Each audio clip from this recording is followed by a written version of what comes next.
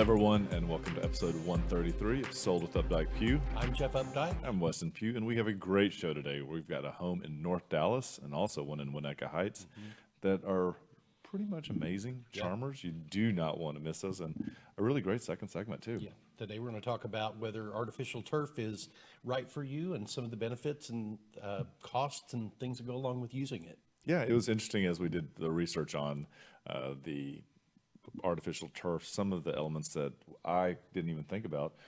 So you'll want to definitely tune in and see if it's something that might be right for you. Oh, got my head just a little high on this one. Looks good. So the weekend was a good weekend. We both went to a wedding. It was really great. A lot of good friends there as well. That was a fun time. It was a good time. Probably one of the nicest weddings I've ever been to. And it's so interesting because it is back. Texas is definitely leading the way when it comes to they're getting out and mixing and mingling for sure. But I also think that we also have one of the highest number of when it comes to percentage of people that have been vaccinated for one and for both vaccines. So it's good to see everybody. It was good to see, and it's good, and it's good that we're just from an economic point of view, things are getting some normalcy back, and people. I think mentally people need that now. Yep, and we actually now will be headed back into our office on Monday, so that's a really good thing as well too. Yeah, we've been very fortunate because we've got to work out of a guest house in my backyard for the last year, and it has been a lifesaver. A lifesaver because Zach has been able to come in every day. We had plenty of space to stay separate and still be able to get everything done that we needed to do. We just had to pivot a little bit. We did pivot. I have a feeling that your 4-legged friends are going to be very sad when we're no longer there. Yeah. So it'd be a sad day for Ernie, Echo, and Ranger. What? Who? That's not Ernie. Cannon. God. It's close. He was one of them. This. He was one of them. So still seeing a lot of uptick in people wanting homes, lower number of homes available. There's still great ones. I think that we were talking about it. We had 4 buyers that we were really wanting to get under contract. And I believe as of Sunday night, we got all 4 of those buyers under contract, which is great. So excited for them. They all 4 very deserving of homes, and so it worked out very well for us. So if you're looking to buy or sell, we'd love to talk to you because it is a very interesting time in the market. It really is, and I think things are going to slow down at some point, but it's what factor slows down, and I think the factor in it is going to be the slowing appreciation. I don't see that where our housing prices are going to go down any because I think the last several years they've been really leveling out with a lot of the cost of living in the major metropolitan markets. The other thing too is that we had 3 to 5 buyers that we couldn't actually get into homes, and they went ahead and have signed leases. And I know that we're not the only ones. And so if every agent out there has 3 to 5 buyers that are in leases 12 months from now, they're all going to be coming back up into the cycle. So I think that we're really in this for a little bit longer. Yeah, I would agree. Well, we're going to jump into the first one, and it is a great home. It's 4343 Shady Bend. And this is a great area of North Dallas, a very central portion of North Dallas, great access to a lot of the highways. You can see here, 635 is just a hair to the north, and then if you want to get on the toll road, that's just a little further to the east. And this is the Forest Glen neighborhood, which is a super convenient. for your work commute. It's super convenient for places to shop. You've got W.T. White High School right there. I've had several friends that have graduated from that high school. I've actually got a really good friend, Ray Smith, that comes on the show from time to time that lives about half a block from here. Oh, Ray, yes, he does. The other thing, too, is if you zoom out just a little bit, this is 635, and 635 will allow you to follow out towards the west, and you can get really quickly to DFW, the north side of the airport.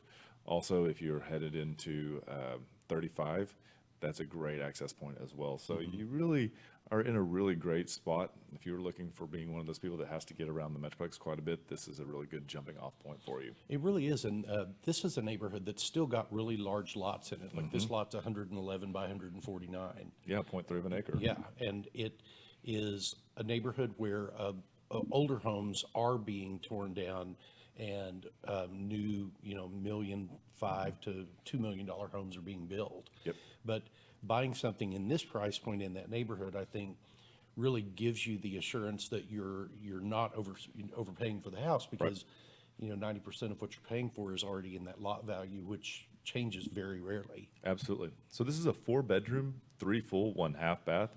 It's 2,859 square feet, and as you can see here, a beautiful 1-story, we'll call it a ranch, home, and again on 1/3 of an acre, which gives you a little more space on either side. And one of the things also that you'll notice is that it's a little further setback than from the street than you see a lot of traditional homes that are on 1/4 of an acre.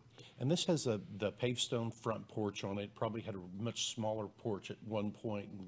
This really expands that curb appeal, I think, as you walk up to it. You come into the entry, you've got really great engineered wood floors. They look like they've got a little bit of a hand scrape to them.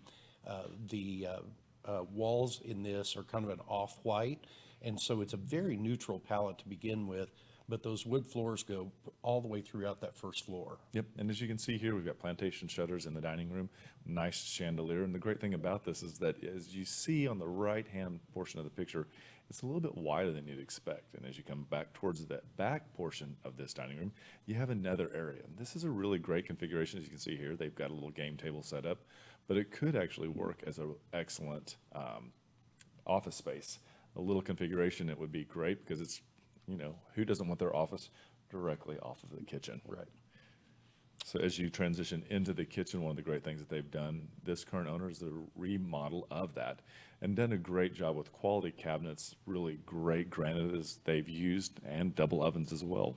And I don't know if we noticed that's got the commercial vent hood in it, the style you really like, where it's all encased and enclosed, and you never really see that part of it. They've done a really interesting thing here by building this island in granite countertops that match the kitchen. You've got an overhang on one side where you can pull up, and seating. This used to be that little breakfast room in there, Right. but this was such a great idea. I've never seen anybody do this before. It makes more sense to actually take the cabinets that you have, extend them over into this area, make a seated island out of the same countertop. It has that really strong flow. You also see here you've got a side-by-side fridge. And as we step into the living room, one of the great things that we liked about this living room were the beams. The beams add such an extra element of architecture and detail. It really creates that lodge feel. And as you can see, they have the great sunroom, or the skylight that helps with that natural light. Yeah, and this that skylight's got one of the UV filters on it that helps, I guess, kind of lessen some of the heat that comes through, but you still get all that really, really great light. And then you've got a small bar off to the end of the living room. And as we transition, this is off of the front door. You walk down a hallway into the first bedroom. And on this side is bedroom, but we're going to call it bedroom 1. And it's also en suite, as you can see there, into the bathroom. Great size on this one. And it's in the location just down the hall from the master. So this is a really good configuration. Now we're going to jump to the other end of the house. And this is going to be where we see bedrooms 2, bedrooms 3, and the second living room.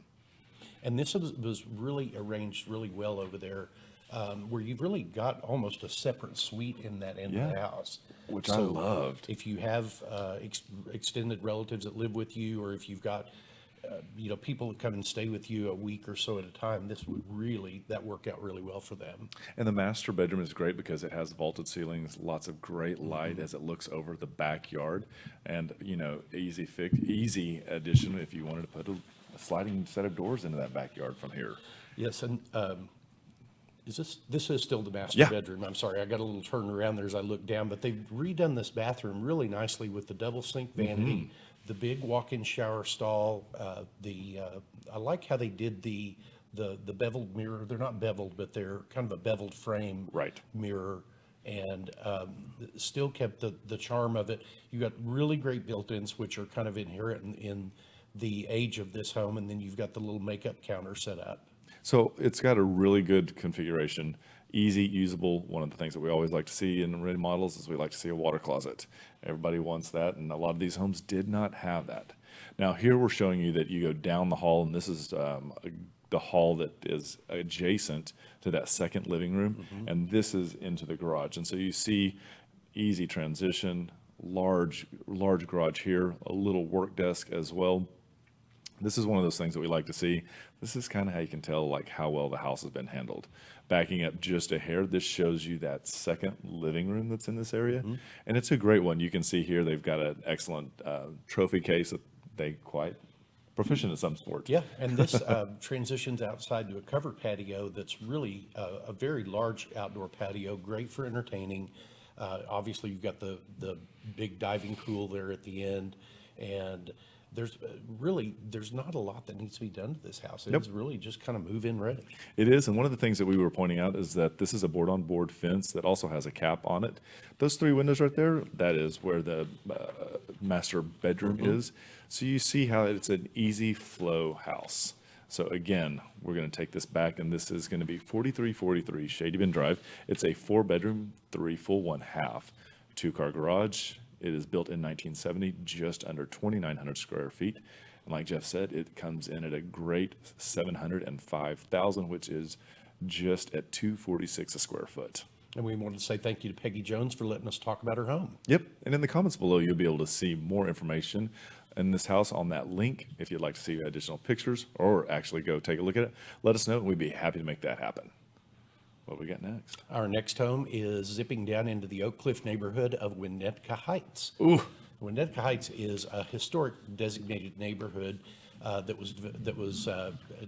got that designation in 1981. So it is one of the older historic home neighborhoods that we have to offer in the city of Dallas. And this is a neighborhood that was built in the 1800s as a suburb. The suburb. It was the perfect suburb market is what this was marketed as. And this is such a great portion of Dallas. If you're not familiar with this portion of Dallas, but you're familiar with Austin, then know that when we talk about Oak Cliff, this is about as close to Austin as we can get. There are so many things that have grown up over there. They've done such an excellent job of like keeping the actual flavor of the area. We were just down there on Saturday, I believe, for lunch. Such an awesome place. The weather was perfect. Lots of walkability out there. I think that it is getting up there with State Thomas when you actually start to qualify it as a walkable neighborhood. Yeah, you hear people talk about Bishop Arts District all the time, but you're not hearing as much about those neighborhoods around that are doing so well, like all the renovation and work that's gone into Davis Street. I mean, you really can walk all the way from like Sylvan all the way back up to Bishop Arts District, really all the way back over to where all the new apartment complexes went in there at Zhang? Zhang, thank you.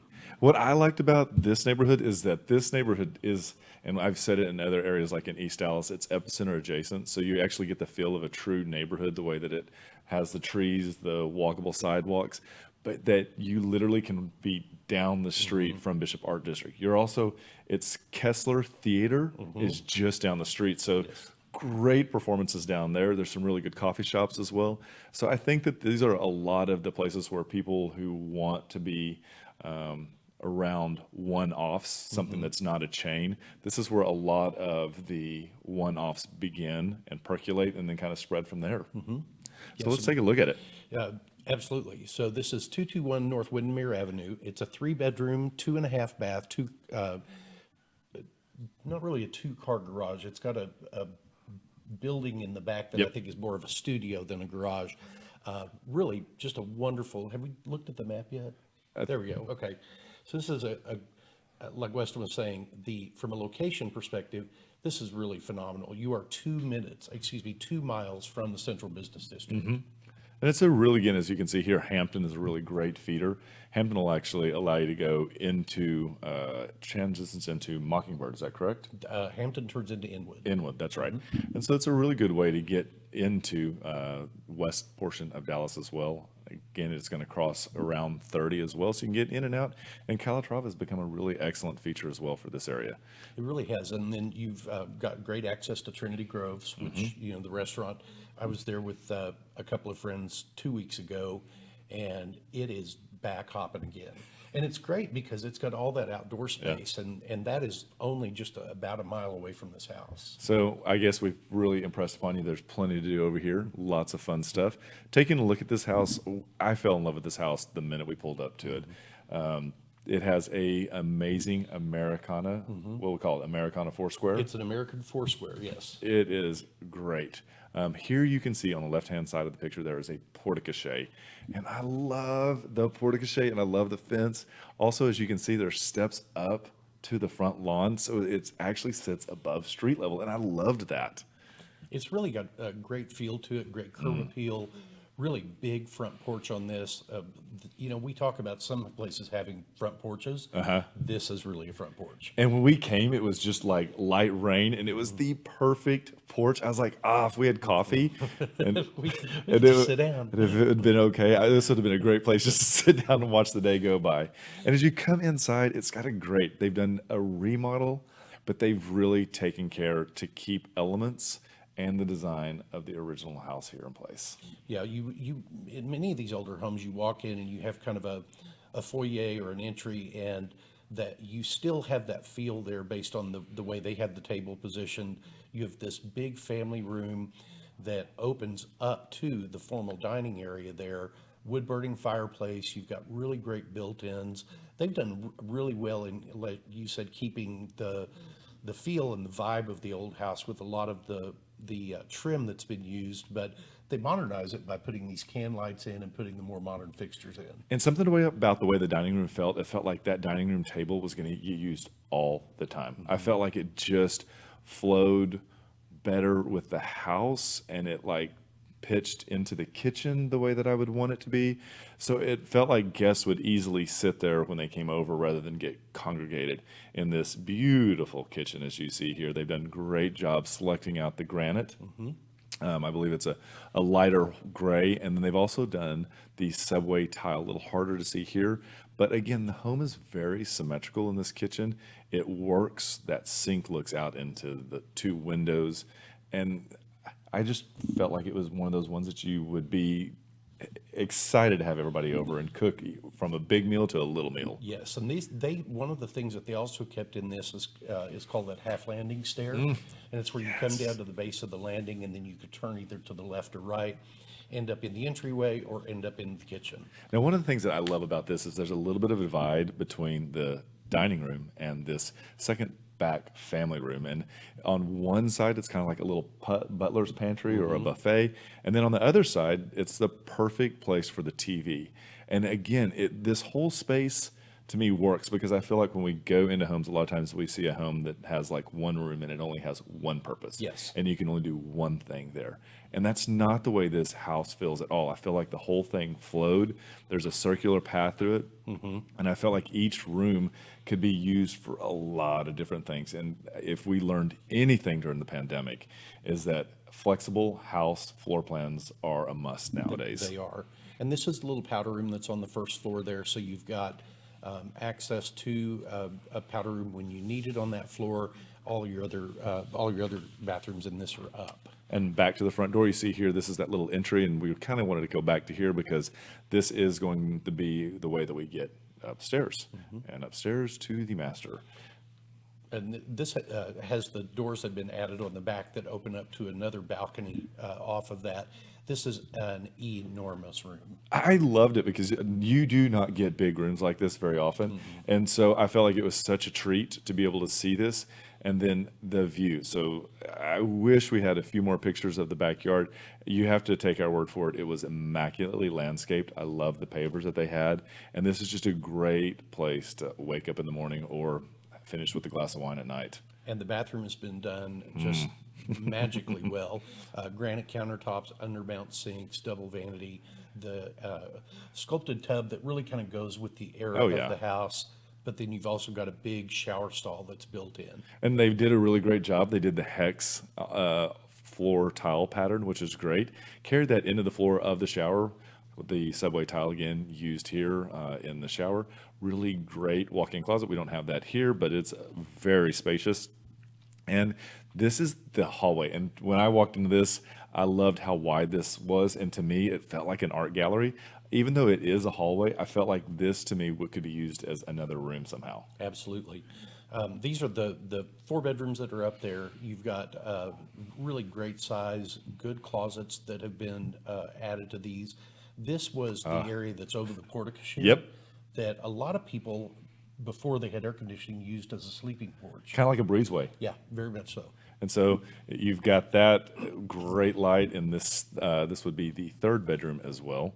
Or the 4th bedroom as well. And so again, one of the things, you got great height in the ceilings too. So coming downstairs, you can see they've done a great job with the deck, but they didn't stop with the deck. They added additional railing around that actually kind of works with the era and the way that they've had it mitered. And then these are the pathways that I was talking about. I love these pathways. Yeah, and we didn't get a chance to go out and look at the guest house because it was raining yesterday. It Yeah. started actually raining very hard when we were there.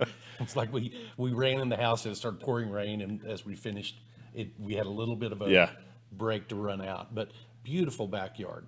It is, and it's a very deep backyard, great fence. There's just enough landscaping to be enjoyable, but not to become tiresome and something that you have to endure. So great shot from the back, and you see upstairs, that is the balcony off of the master, and then those 2 windows to the left of that would be where the master bathroom is. So this is 221 North Windomere Avenue, 3 bedrooms, 2.5 bath, built in 1928, a little under 2,500 square feet, and it's priced at $647,500, which is about $261 a square foot. It is amazing. And this street, I can't talk enough about this street. I feel like the home ownership pride and what everyone is doing to these homes over there, they are restoring them. It is amazing. Absolutely. And we'd like to say thank you to Patty Brooks for letting us talk about her home today. If you'd like to take a look at this home or any of the others that are available in Winnetka Heights, I'm looking at that. Well, that was a tongue twister. So just click in the link below, send us a message. We'd be happy to go out and show you those houses. And with that, we'll be right back. There are lots of ways to keep up with us. Visit and like our Facebook page to watch us live and get updates about future show topics. Also, visit our Instagram account where you can see the latest homes we have for sale. You can also check out our website at updikepugh.com where you can create customized searches of active and sold homes that you may find of interest. If you'd like to know how much your home is worth, visit homeprice.fyi and you can get a price instantly. Just enter your address and a couple of other pieces of information and we will email you a price. If you are on the go and podcasts are better for you, our second segments are available on iTunes and Spotify. Last of all, you can reach out to us by phone or text at 214-377-2223. And welcome back to the second segment of episode 133 of Sold with Updike Pugh. We have a great second segment, and we're going to talk about turf grass, and is it right for you? When we were coming up with today's second segment, I was like, I came up with it, and you're like, huh, that's interesting. I was like, no, there's enough. We can talk about this. It is important. And I think that if this was not the season of the pandemic, that either you or I would be stepping out, we would probably have a representative from one of these vendors come out and really tell us a little bit more about this, because I think it is such a great concept. It really is, and it has gained popularity not just in the lower price point homes, but it's also gained popularity. We've seen it in a couple of $1 to $2 million homes. Absolutely. And it was the funniest thing is because I thought, wow, that is one perfect yard, you know, and it was amazing. And then you realize that they had almost done, I think, like a third of an acre in it. And it's amazing. So technology has really taken it to the space where it looks so real these days. So one of the things we wanted to talk about, is it right for you? And I think that that's the big question. This grass right now, it eliminates so much of your weekend routine, your weekend costs. And so if you're if you're tired of fertilizing, or if you're tired of having a lawnmower or taking and maintaining, these are things that can really get rid of that. Yeah, absolutely. And, especially now that we've just become more conscious of water conservation, our St. Augustine grass takes a lot of water to maintain.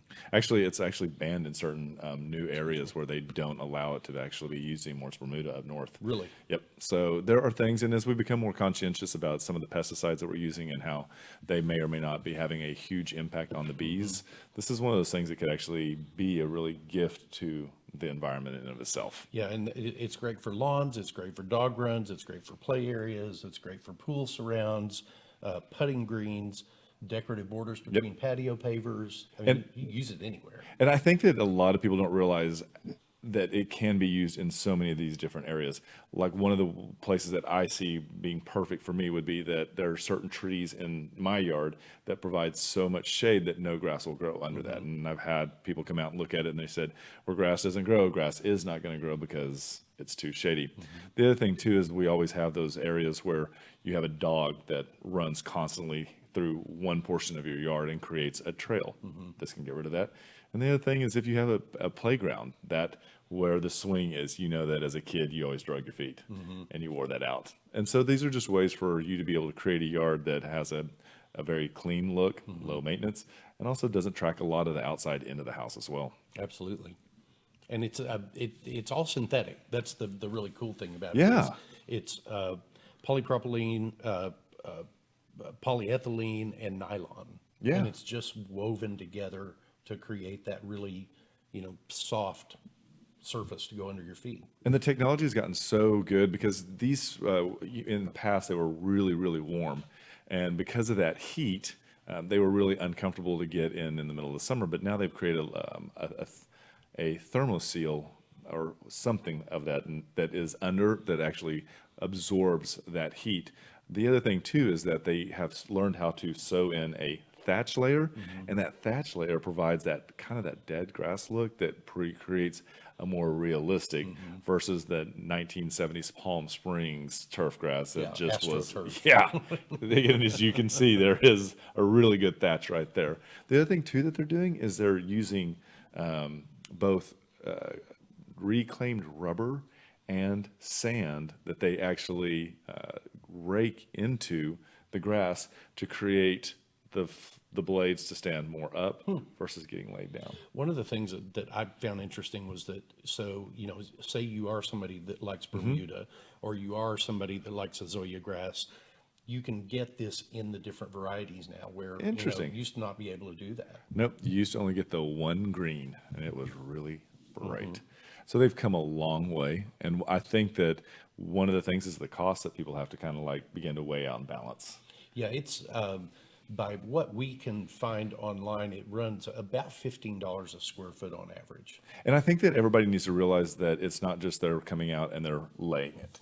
Like there is a moisture barrier that is placed to actually help absorb the water through and down, and that there's also weed lining that is placed. And so these aren't just, they can do it typically in a day, but it's not just as simple as literally rolling and pinning it. That's not how it goes. So yeah, and the installation of it, like you were saying, the cost of it is going to be spread out over an ownership or a lifetime of 15 to 20 years. Correct. So you can cut out, after you have it installed, you can cut out fertilizing, get rid of all of your lawn equipment, aside from a blower and maybe a rake. And if you can also cut out any type of lawn service that you have. Basically, they say the only thing that you really need to do is hose it off occasionally and keep the leaves and everything blown off. They say that anytime things grow, it's typically because you've let something sit on there too long. It's also pet friendly. So if your pet goes to the bathroom on it, hose it off and it's done. I mean, there are lots of great points to it. Just with what you said, it's easy to maintain. Synthetic grasses are environmentally more friendly. Yeah. And it saves you water. And these are all big things. One of the things that I didn't actually think would be, because I don't get them from it, but allergies. grass allergies. And I thought, well, that's a really great thing that if you have small ones or if you yourself have the allergy to grass, this is a really great way to eliminate that and save some money and have a really easy yard to maintain year after year. Some of the drawbacks, it is not completely maintenance free, as you just said. You do have to keep it clean. You Yep. got to keep everything picked up off of it. It can't absorb and break down pet urine. And so Right. you do have to have some specialized areas that you're going to Right. let your dogs go and be sure to keep very clean. Yep. And I think that we've even seen it used in Uptown now. I think that some of the apartments have realized that the grass that is in the little medians that they're in charge of taking care of, by putting this grass down, it actually creates a cleaner look from the street. And it's also easier for everyone to clean up after their pet. Mercer Square did that in their parkway, Oh, right in front of their building. Well, the Glorias on Carlisle also, that apartment complex that they share, they also did that the other day. And I was like, well, that looks really great. Interesting. It's great. We've also seen it recently used in some of the new construction townhomes. They put it on the balcony. And I thought it was a really excellent design element. At that point, it was more than a yard. It became more like a design element. I loved it. So share with us what you would do with turf grass if you did. Absolutely. So I hope you found this helpful today. Interesting, maybe, possibly. I hope so. Next week, we're going to talk about painting your yard. What? No, I'm kidding. And with that, we want to be your realtors for life.